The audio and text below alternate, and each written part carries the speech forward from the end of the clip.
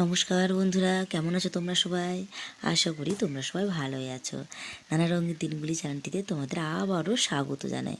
তো বন্ধুরা, এবার আমরা বেরিয়ে পড়লাম দীঘা। দীঘা কি অপূর্ব জায়গা, নাম শুনেই যেন মন ভরে যায় বলো। তো দীঘা আমরা এবারে ভাবলাম যে ট্রেনে করে যাব।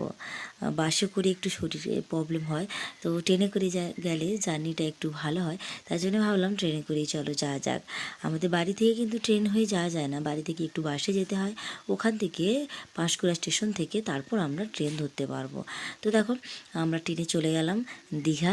ট্রেনে যাওয়ার সময় বাবু দেখো কী করছে, বাবু ফোন দেখছে।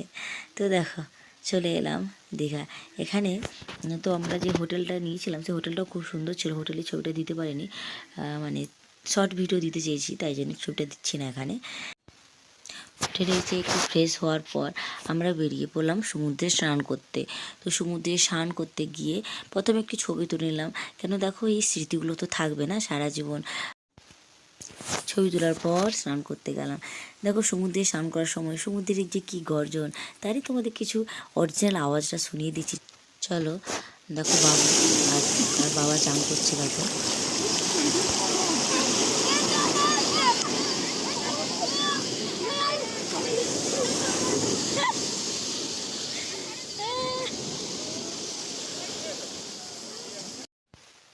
দীঘায় স্নান করলে এইরকমই মজা হয়। তো তোমাদেরকে আমাদের এনজয়মেন্ট কিছুটা শেয়ার করলাম। কেমন লাগলো ভিডিওটা তোমরা অবশ্যই জানাবে, আর লাইক কমেন্ট করতে কিন্তু ভুলো না। এরকম আরও ইন্টারেস্টিং ভিডিও পেতে হলে তোমরা অবশ্যই সাবস্ক্রাইব করে রেখো। চলো বন্ধুরা, আজকের জন্য এইটুকু। আবার দেখা হচ্ছে নেক্সট কোনো ভিডিও নিয়ে। Okay bye, tata.